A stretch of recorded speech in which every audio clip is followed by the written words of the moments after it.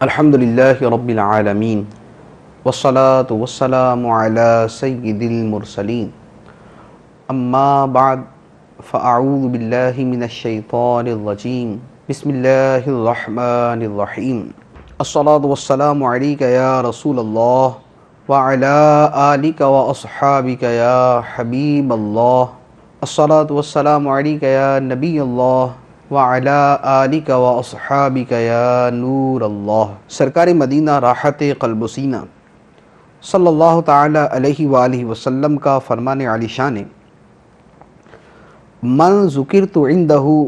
فخطی الصلاۃ علیہ خطی طریق الجنہ۔ ارشاد فرمایا،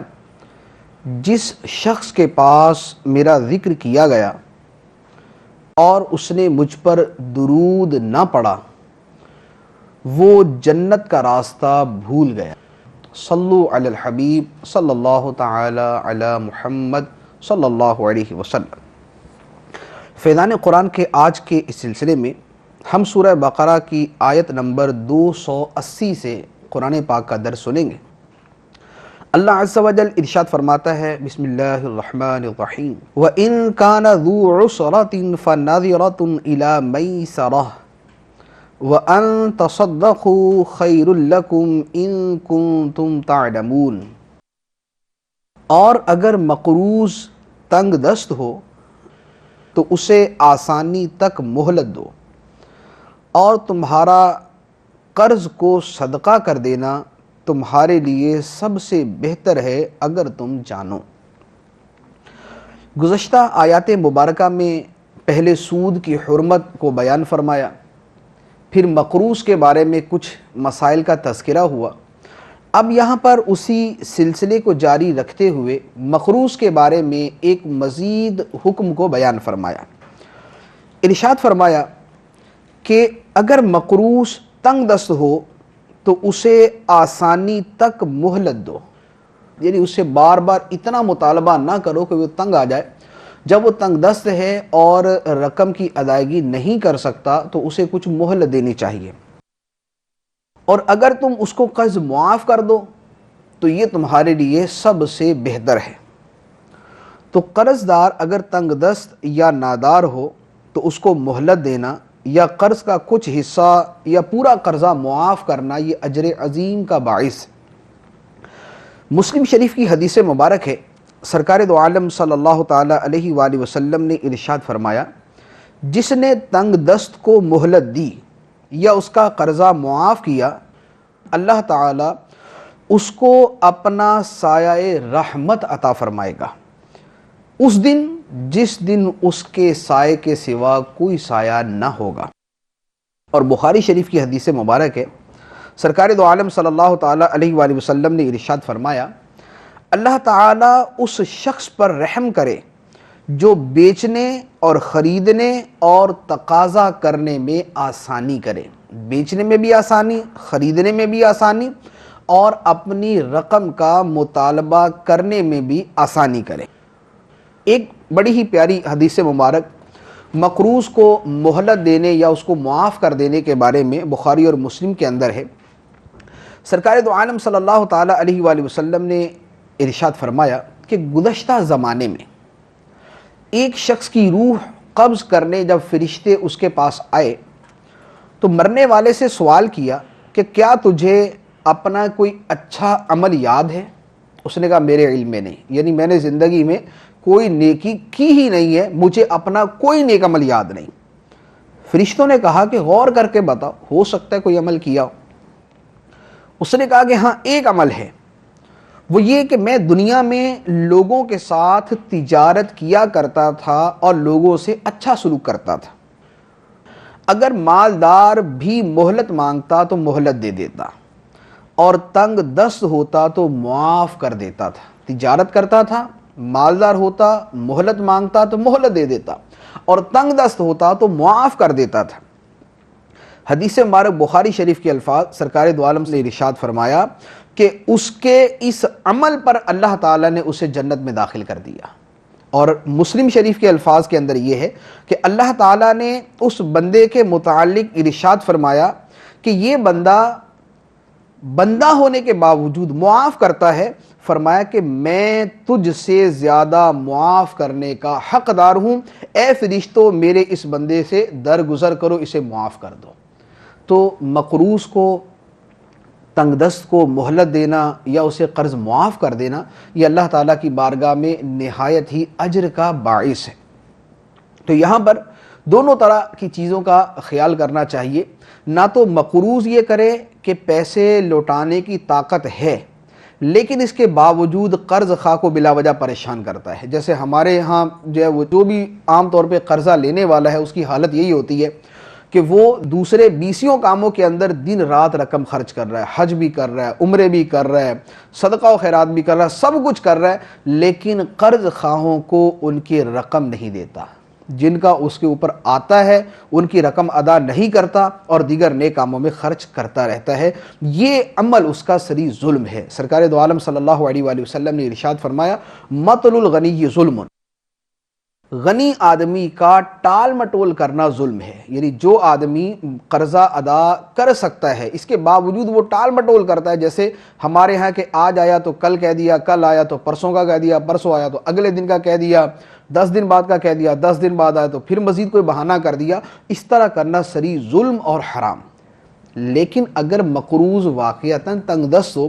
اس کے پاس دینے کی گنجائش نہیں ہے، تو پھر قرض خواہ کو چاہیے کہ اس کے ساتھ نرمی کرے، اسے مہلت دے، اور اگر اس کو توفیق ہو تو اگر کسی کو سمجھے کہ اس کو معاف ہی کر دینا چاہیے تو اس کو معاف کر دے، اللہ تعالیٰ اس کو اجر عظیم عطا فرمائے۔ اس کے بعد ارشاد فرمایا، وَاتَّقُوا يَوْمًا تُرْجَعُونَ فِيهِ إِلَى اللَّهِ ثُمَّ تُوَفَّى كُلُّ نَفْسٍ مَا كَسَبَتْ وَهُمْ لَا يُظْلَمُونَ، اور اس دن سے ڈرو جس میں تم اللہ کی طرف لوٹائے جاؤ گے، پھر ہر جان کو اس کی کمائی کی جزا بھرپور دی جائے گی اور ان پر ظلم نہیں ہوگا۔ قیامت کے دن اللہ تعالیٰ ہر عمل کی پوری پوری جزا عطا فرمائے گا اور اپنے فضل سے بڑھا کر عطا فرمائے گا، اور کسی پر زیادتی نہیں ہوگی کہ نیکی کی اور بلا وجہ اس کی نیکی رد کر دی جائے، یا کسی نے گناہ کیا اور اسے اس کے گناہ سے زیادہ اس کو سزا دے دی جائے۔ قیامت کے دن ایسا نہ ہوگا، اللہ تعالیٰ اس طرح کے عمل سے پاک ہے۔ حضرت عبداللہ ابن عباس رضی اللہ تعالیٰ عنہما فرماتے ہیں، وَاتَّقُوا يَوْمًا تُرْجَعُونَ فِيهِ إِلَى اللَّهِ، یہ جو آیت مبارکہ ہے یہ قرآن پاک کی سب سے آخری آیت ہے جو نازل ہوئی، نازل ہونے والی آیتوں میں سب سے آخری آیت ہے۔ آپ فرماتے ہیں کہ نبی کریم صلی اللہ علیہ وآلہ وسلم اس آیت مبارکہ کے نازل ہونے کے بعد 21 دن تک اس دنیا میں تشریف فرما رہے۔ 21 دن بعد سرکار دو عالم صلی اللہ علیہ وآلہ وسلم کا وصال ہو گیا، اور ایک قول میں اس آیت مبارکہ کے بعد 9 دن تک سرکار دو عالم اس دنیا میں رہے، اور ایک روایت میں 7 دن تک۔ تفسیر بیضاوی اور تفسیر خازن کے اندر یہ قول منقول ہے۔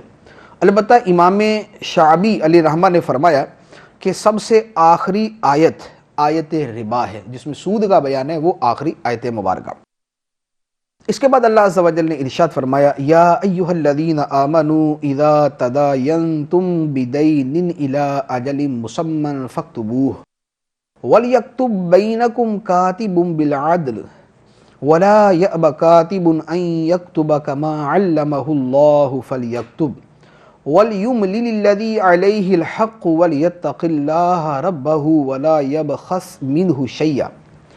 فَإِنْ كَانَ الَّذِي عَلَيْهِ الْحَقُّ سَفِيهًا أَوْ ضَعِيفًا أَوْ لَا يَسْتَطِيعُ أَنْ يُمِلَّ هُوَ فَلْيُمْلِلْ وَلِيُّهُ بِالْعَدْلِ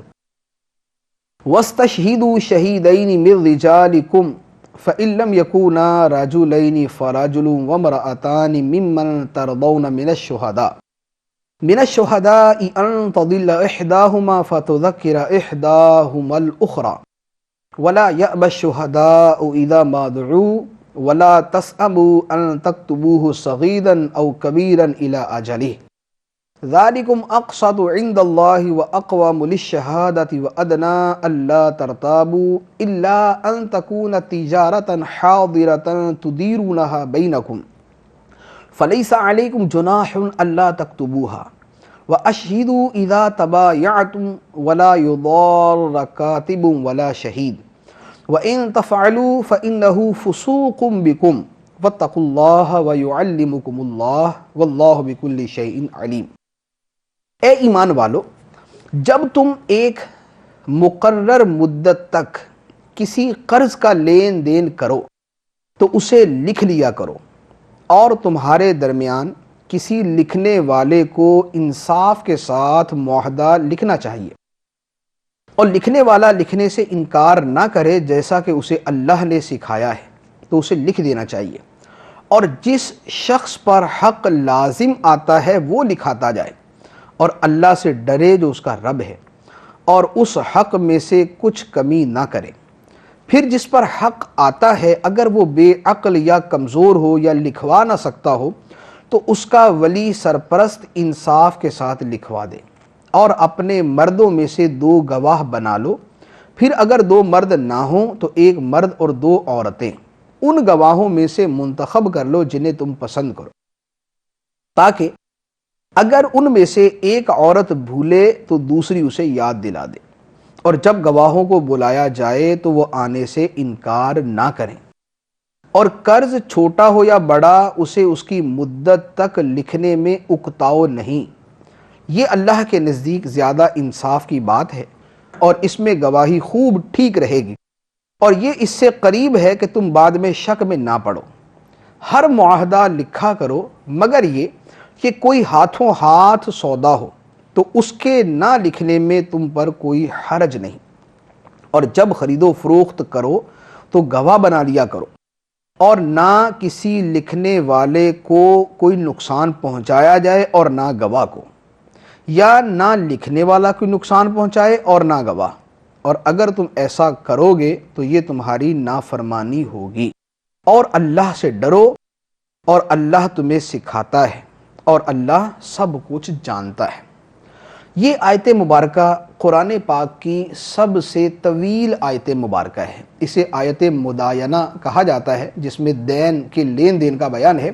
تو یہ قرآن پاک کی سب سے طویل آیت مبارکہ ہے۔ فضیلت کے اعتبار سے آیت الکرسی سب سے بڑی ہے، اور الفاظ اور حروف کی تعداد کے اعتبار سے یہ آیت مبارکہ قرآن پاک کی سب سے بڑی آیت۔ اس آیت مبارکہ میں اللہ عز و جل نے بہت سے احکام ہمارے مالی معاملات کے اعتبار سے ارشاد فرمائے۔ ارشاد فرمایا کہ اذا تداینتم بدین الی اجل مسمى فاکتبوہ۔ پہلا حکم کہ جب تم قرض کا لین دین کرو تو اسے لکھ لیا کرو۔ کسی کو قرضہ دیا یا کسی سے لیا تو اسے لکھ لیا کرو کہ میں نے اس کو اتنا قرضہ دیا، اس موقع پر دیا، یہ گواہ ہیں، اور اتنی مدت کے بعد یہ مجھے واپس لوٹائے گا، یا اسی طرح کوئی اور سودا ہو تو اس کے اندر بھی یہ حکم۔ پھر فرمایا کہ لکھنے والا جو ہے وہ عدل و انصاف کے ساتھ لکھے، لکھنے کے اندر کوئی ڈنڈی نہ ماری جائے، نہ اس فریق کی جانبداری کی جائے نہ اس کی طرفداری کی جائے، بلکہ لکھنے والا عدل و انصاف کے ساتھ اس کو لکھ دے،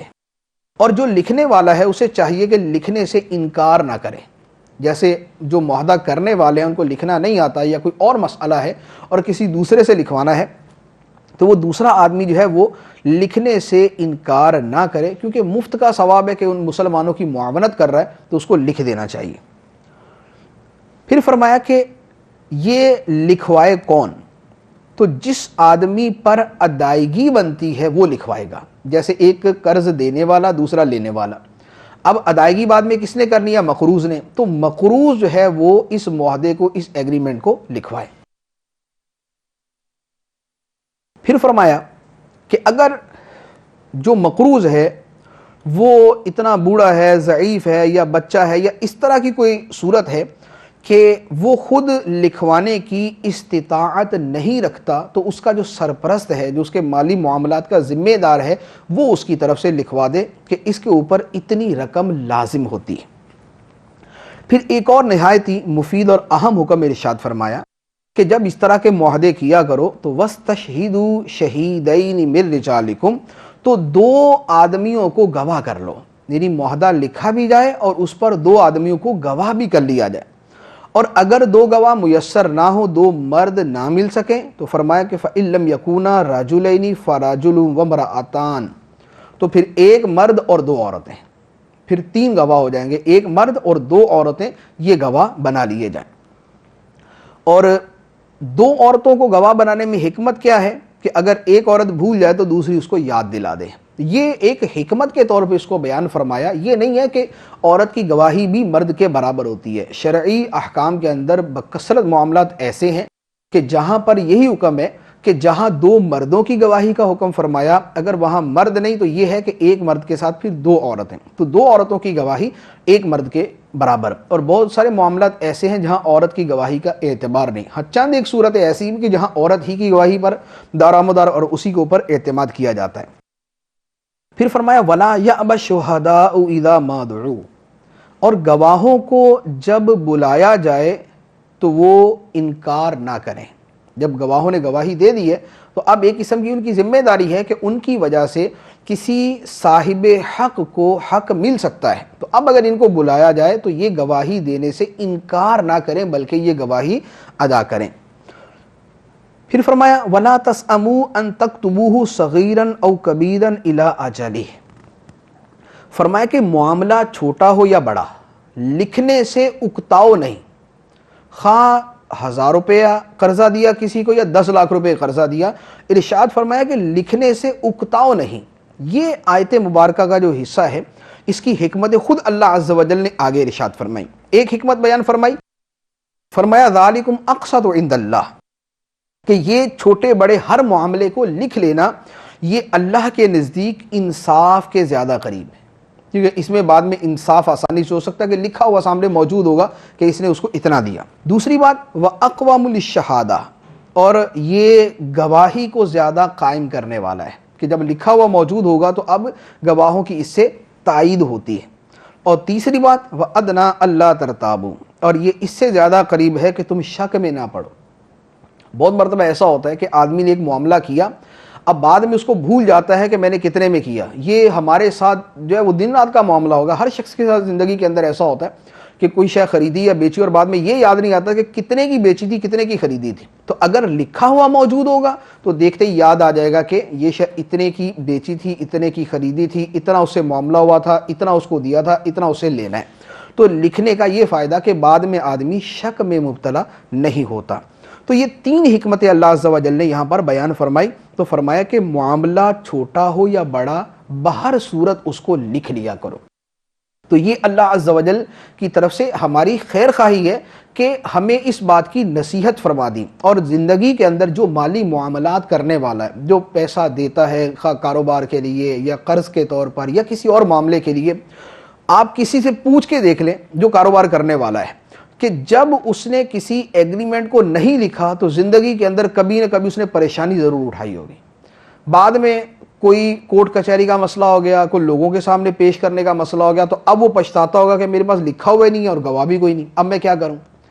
اب اس بنا پہ دوسرا آدمی اس کا حق بآسانی مار لیتا ہے. اور اگر لکھا ہوا موجود ہو اور گواہ بھی موجود ہو تو اب دنیا کے اندر کبھی بھی جو ہے یہ اس سے اپنی وصولی کر سکتا ہے. تو اللہ تعالیٰ نے جو حکم یہاں پر ارشاد فرمایا کہ معاملہ چھوٹا ہو یا بڑا اس کو لکھ لیا کرو، تو اب اس حکم پر عمل کرنے میں شرمانا نہیں چاہیے. بعض اوقات کیا ہوتا ہے کہ 2 بھائی آپس کے اندر کوئی معاملہ کرتے ہیں یا 2 بڑے قریبی دوست آپس میں معاملہ کرتے ہیں، تو وہ اب ایک دوسرے پر اعتماد کر کے ارے نہیں یار تم تو اپنے بھائی ہو یا تم تو اپنے رشتہ دار ہو، یہ تو بڑے شرم کی بات ہے. نہیں، بعد میں کیا ہوتا ہے کہ مالی معاملات میں بگاڑ پیدا ہوتا ہے، آپس کے اندر لڑائیاں ہوتی ہیں. نتیجہ یہ ہوتا ہے کہ بعد میں وہی جو کاروبار کے اندر ایک دوسرے پہ جان نچھاور کرنے والے تھے ایک دوسرے کو دشمن بنے ہوتے ہیں. اور جب ایک دوسرے کے دشمن بنے ہوتے ہیں تو اب پھر ایک دوسرے کا حق مارنے کے اندر کوتاہی نہیں کرتے. اب اس وقت کسی کے پاس لکھا ہوا موجود نہیں ہوتا تو جو جس کے قبضے میں ہوتا ہے وہ اسی کے اوپر قبضہ کر کے اس کو دبا کے بیٹھ جاتا ہے. تو یہ وہ چیزیں ہیں جو ہمارے معاشرے میں دن رات دیکھنے میں آنے والی ہیں. اور یہ ہمارے سامنے اس طرح کے کیسز آتے رہتے ہیں کہ 2 پارٹنر ہیں، لکھا کچھ نہیں، عرصہ گزر گیا، دوستی یاری کے اوپر سارے معاملات طے ہوتے رہے. اب آپس کے اندر جب لڑائی ہوئی، بگاڑ پیدا ہوا، تو اب جس کے قبضے میں جو کچھ ہوتا ہے وہ اسی کو لے کے بیٹھا ہوتا ہے اور یوں ایک دوسرے پر ظلم کرتا ہے.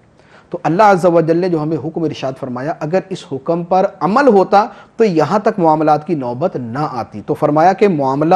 چھوٹا ہو یا بڑا اس کو لکھنے کے اندر اکتاؤ نہیں، اس کو لکھ دیا کرو. تو اب آسان طریقہ میں عرض کرتا ہوں کہ جب اس طرح کا کوئی معاملہ ہو،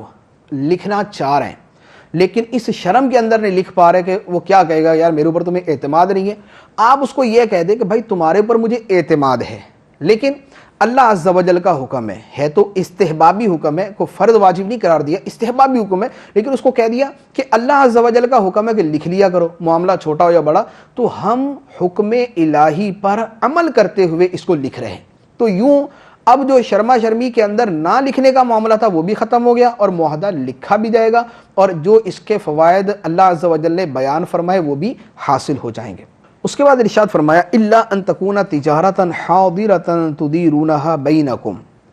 اگر ہاتھوں ہاتھ تجارت ہو تو اس کو نہ لکھنے میں کوئی حرج نہیں، یعنی جیسے دکان پہ گئے، اس کو پیسے دیے، اس سے سودا لے لیا، تو اب یہ تو پیسے دیے اور سودا لے لیا تو اس میں لکھنے کی حاجت نہیں۔ ہاں یہ ہے کہ بل کسی کو دکھانا ہے یا اپنا حساب کتاب بیلنس کے اندر رکھنا ہے، اس کو بعد میں چیک کرنا ہے، تو اس کے لیے بل بنوا لیا جائے، یا بعض اوقات وارنٹی کلیم کرنی ہوتی ہے، وہ بل کے اوپر ہوتی ہے، تو اس لیے بل لکھوا لیا جائے، تو یہ اپنی جگہ ہے۔ پھر فرمایا وَأَشْهِدُوا إِذَا تَبَايَعْتُمْ، اور جب آپس میں خرید و فروخت کرو تو گواہ بنا لیا کرو،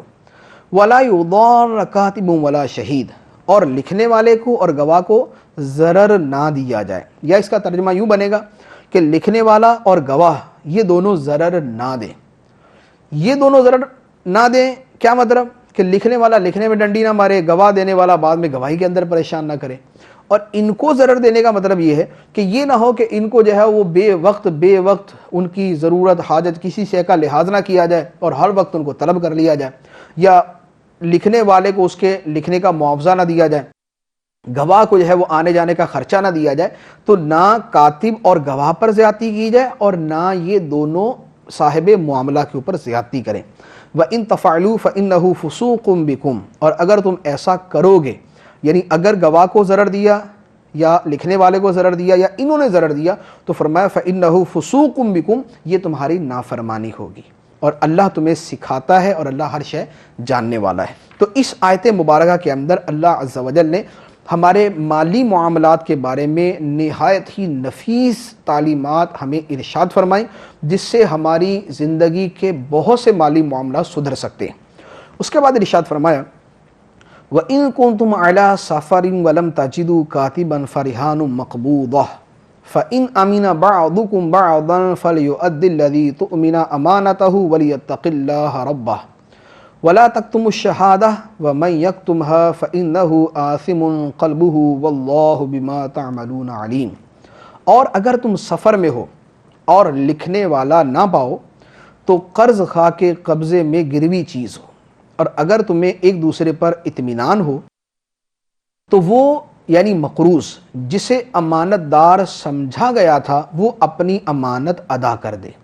اور اللہ سے ڈرے جو اس کا رب ہے، اور گواہی نہ چھپاؤ، اور جو گواہی چھپائے گا تو اس کا دل گناہ گار ہے، اور اللہ تمہارے کاموں کو خوب جاننے والا ہے۔ اس آیت مبارکہ میں ایک دوسری صورت بیان فرمائی ہے کہ کسی کو قرض دیا جائے تو پہلے تو وہی ہے کہ ایگریمنٹ جو ہے وہ لکھ لیا جائے، گواہ بنا لیے جائیں، لیکن اگر کوئی ایسا موقع آ جائے کہ جب لکھنے والا موجود نہیں، ایگریمنٹ نہیں ہو سکتا، تو ایسی صورت کے اندر فرمایا کہ پھر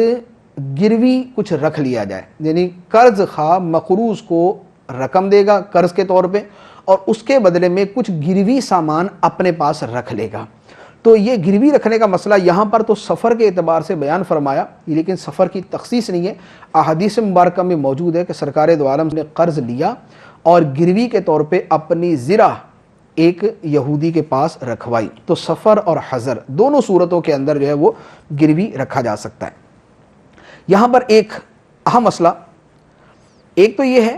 کہ جو شے گروی رکھی جاتی ہے قرض خواہ کا اس کو استعمال کرنا جائز نہیں۔ جیسے مثال کے طور پہ ایک آدمی نے دوسرے کو 50,000 روپے قرض دیا اور گروی کے طور پہ اس کی موٹر سائیکل اپنے پاس رکھ لی، تو اب اگر اس کی موٹر سائیکل اپنے پاس رکھی ہے تو اس کو استعمال کرنا جائز نہیں ہوگا، کیونکہ یہ قرض سے نفع اٹھانے والی بات ہوگی، اور قرض سے نفع اٹھانا یہ سود کے زمرے میں آتا ہے، تو یہ حرام۔ تو ہمارے یہاں جو شے گروی رکھی جاتی ہے، مکان رکھے جاتے ہیں، گاڑی رکھی جاتی ہے، اس سے نفع بھی اٹھایا جاتا ہے، اور یہ عرف کے طور پہ ایک مشروط طور پہ ہوتا ہے، تو یہ ناجائز اور یہ حرام ہے۔ ہاں اگر مشروط نہ ہو تو اس میں اجازت کی صورتیں ہیں، لیکن ہمارے ہاں چونکہ ایسی صورت نہیں پائی جاتی، اس لیے اس مسئلے کا ذکر بھی نہیں کیا جاتا۔ اب یہاں پر ان دونوں آیات مبارکہ کو سامنے رکھیں، ایک پہلی جو آیت مداینہ اور دوسری یہ آیت رہن جو ہے، ان دونوں کو سامنے رکھ کے ایک تو ہمیں یہ پتہ چلتا ہے کہ ہمارا دین کامل ہے۔ اللہ تعالیٰ نے ہمیں عقائد کے بارے میں بھی تعلیمات دی، عبادات کے بارے میں بھی تعلیمات ارشاد فرمائی، اور ہمارے مالی معاملات کے اندر بھی ہماری رہنمائی فرمائی۔ تو ہم جو کہتے ہیں کہ ہمارا دین کامل ہے، زندگی کے ہر شعبے کے اندر ہماری رہنمائی کرتا ہے، اس کی دلیل یہ آیت مبارکہ واضح طور پہ موجود ہے۔ دوسری بات یہ پتہ چلا کہ اسلام میں حقوق العباد، بندوں کے حقوق نہایت ہی اہمیت رکھتے ہیں۔ مالی معاملات بندوں کے حقوق ہوتے ہیں، حق اللہ تو داخل ہوتا ہے، لیکن اس کو حقوق العباد میں شمار کیا جاتا ہے۔ تو شریعت نے ہمیں ایک دوسرے کے حقوق کی پاسداری کرنے کا حکم دیا اور اس کی تعلیمات ارشاد فرمائی ہیں، تو حقوق العباد کا خیال رکھنا نہایت ضروری۔ تیسری بات یہ پتہ چلی کہ شریعت کے احکام میں بے پناہ حکمتیں ہیں، جیسے اس آیت میں کچھ ہے کچھ ویسے ذکر کی گئی، تو شریعت کا کوئی بھی حکم ہے اس میں بالکل واضح طور پر حکمتیں موجود ہوتی ہیں، اور بالفرض اگر بعض ایسے احکام ہو کہ جن کی ظاہری حکمتیں ہمیں سمجھ نہ آئیں، تو چونکہ وہ ایک حکیم نے ہمیں حکم دیا ہے، اللہ عز و جل حکیم ہے، حکمت والا ہے، تو چونکہ ایک حکمت والے نے ہمیں حکم دیا ہے، اللہ عز و جل نے حکم دیا ہے، تو اس میں بہرحال حکمتیں ہی حکمتیں ہوں گی۔ ایک اور بات پتہ چلی، یہاں آیت کے اندر لکھنے کا بطور خاص ذکر کیا گیا، مالی معاملات کو لکھا جائے، تو پتہ چلا کہ لکھنا سیکھنا جو ہے، حساب کتاب سیکھنا، یہ بڑا مفید اور اہم عمل ہے کہ اللہ عز و جل نے اس کو بطور فضیلت کے یہاں پر بیان فرمایا۔ تو یہ جو اکاؤنٹنگ کا علم ہے، اگر کوئی شخص اللہ عز و جل کے حکم پر عمل کرنے کے طور پہ اس کو سیکھتا ہے اور اسے آگے گناہ میں استعمال نہیں کرتا اور حسن نیت کے ساتھ سیکھتا ہے، تو اس کا یہ علم سیکھنا بھی مستحق اجر بننے کا باعث بنتا ہے۔ پھر ارشاد فرمایا وَلَا تَكْتُمُوا الشَّهَادَةَ، گواہی نہ چھپاؤ، جو گواہی چھپاتا ہے اس کا دل گناہ گار ہے۔ گواہی چھپانا گناہ کبیرہ ہے۔ سرکار دو عالم صلی اللہ تعالیٰ علیہ وآلہ وسلم نے ارشاد فرمایا کبیرہ گناہوں میں سب سے بڑا گناہ اللہ کے ساتھ شریک کرنا ہے، اور جھوٹی گواہی دینا اور گواہی کو چھپانا ہے۔ اللہ عز و جل ہمیں جھوٹی گواہی سے بچنے کی اور گواہی چھپانے کے عمل سے بچنے کی توفیق عطا فرمائے۔ اس کے بعد ارشاد فرمایا للہ ما فی السماوات وما فی الارض وَإِن تُبْدُوا مَا فِي أَنفُسِكُمْ أَوْ تُخْفُوهُ يُحَاسِبُكُمْ بِهِ اللَّهُ فَيَغْفِرُ لِمَن يَشَاءُ وَيُعَذِّبُ مَن يَشَاءُ وَاللَّهُ عَلَى كُلِّ شَيْءٍ قَدِيرٌ۔ جو کچھ آسمانوں میں ہے اور جو کچھ زمین میں ہے سب اللہ ہی کا ہے، اور جو کچھ تمہارے دل میں ہے اگر تم اسے ظاہر کرو یا چھپاؤ، اللہ تم سے اس کا حساب لے گا، تو جسے چاہے گا بخش دے گا اور جسے چاہے گا سزا دے گا، اور اللہ ہر چیز پر قادر ہے۔ یہاں دل میں آنے والی باتوں کے بارے میں فرمایا گیا، دل میں دو طرح کے خیال آتے ہیں، ایک ہے بطور وسوسہ اور ایک ہے بطور عزم و ارادہ۔ وسوسہ کیا ہے کہ بلا اختیار ہمارے دل میں بہت ساری الٹی سیدھی باتیں آتی ہیں، تو ہم اسے دل سے برا سمجھ رہے ہوتے ہیں لیکن وہ دل میں آ جاتی ہیں، اس کو حدیث نفس بھی کہتے ہیں اور اس کو وسوسہ بھی کہتے ہیں۔ اس کے اوپر گرفت نہیں، یعنی اس کے اوپر جو ہے وہ ہمارا محاسبہ نہیں ہوگا۔ سرکار دو عالم نے ارشاد فرمایا، بخاری مسلم کی حدیث ہے، فرمایا میری امت کے دلوں میں جو وسوسے آتے ہیں اللہ تعالیٰ ان سے تجاوز فرماتا ہے جب تک کہ وہ انہیں عمل میں نہ لائیں یا انہیں اپنے کلام میں نہ لائیں۔ یعنی وسوسہ کوئی غلط وسوسہ ہے، جیسے گناہ کا وسوسہ آیا اور اس پہ عمل کیا، یا گناہ کا وسوسہ آیا یا عقیدے کے بارے میں کوئی الٹا وسوسہ آیا اور اس کو زبان سے اس کا اظہار کر دیا بغیر کسی جائز صورت کے، تو اب اس کے اوپر گرفت ہے۔ دوسرے خیالات جو ہمارے دل میں آتے ہیں وہ ہیں کہ جن کو ہم اپنے دل میں جگہ دیتے ہیں، جس کو انسان اپنے دل میں جگہ دیتا ہے اور اس پر عمل کرنے کا عزم کرتا ہے کہ میں اس پر عمل کروں گا اور اپنی طرف سے کوشش کرتا ہے اس کے لیے، اس پر مواخذہ ہے۔ اور یہاں آیت کے اندر اسی کے بارے میں فرمایا گیا کہ جو تمہارے دل میں ہے تم اسے ظاہر کرو یا چھپاؤ، اللہ تمہارا محاسبہ فرمائے گا۔ تو دل کے اس طرح کے عمل کے اوپر گرفت ہے۔ کفر کا کسی نے عزم کیا کہ میں معاذ اللہ کوئی یہ عزم کرے کہ میں 100 سال کے بعد کافر ہو جاؤں گا، تو وہ ابھی کافر ہوگا۔ اور اسی طرح کسی اور گناہ کے بارے میں، جیسے کسی کو معاذ اللہ قتل کرنے کے بارے میں ایک آدمی نے اپنے دل کے اندر مصمم ارادہ کیا اپنی طرف سے پلاننگ کی، منصوبہ بنایا، سب کچھ کر کے بیٹھا ہوا ہے، اب اس لیے نہیں کر پا رہا کہ اس کو موقع میسر نہیں ہے، تو اب اس وجہ سے اگر وہ نہیں کر پا رہا تو اس پر بھی اس کی گرفت ہوگی، اس عزم کے اوپر بھی اس کی گرفت۔ اس کے بعد ارشاد فرمایا آمن الرسول بما انزل الیہ من ربہ والمؤمنون کل آمن باللہ وملائکتہ وکتبہ ورسلہ لا نفرق بین احد من رسلہ وقالوا سمعنا واطعنا غفرانک ربنا والیک المصیر۔ رسول اس پر ایمان لایا جو اس کے رب کی طرف سے اس کی طرف نازل کیا گیا،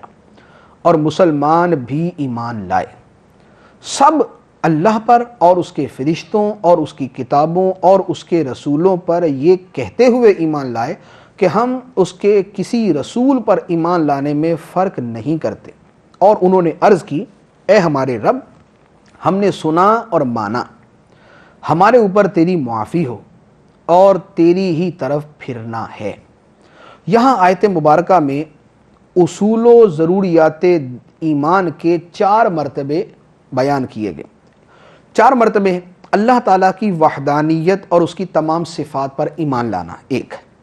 دوسرے نمبر پہ وملائکتہ اور فرشتوں پر ایمان لانا، فرشتوں پر ایمان یہ یقین کرنا اور ماننا کہ وہ موجود ہیں، معصوم ہیں، اللہ کی نافرمانی سے پاک ہیں، اللہ تعالیٰ نے انہیں مختلف کام ان کے حوالے کیے اور وہ اللہ تعالیٰ کے حکم پر عمل کرتے ہیں۔ تیسرا وکتبہ اور اللہ کی کتابوں پر ایمان یہ لانا کہ اللہ تعالیٰ نے انبیاء پر کتابیں نازل فرمائیں اور ان کے ذریعے اللہ تعالیٰ نے وحی فرمائی اور اپنے احکام لوگوں تک پہنچائے،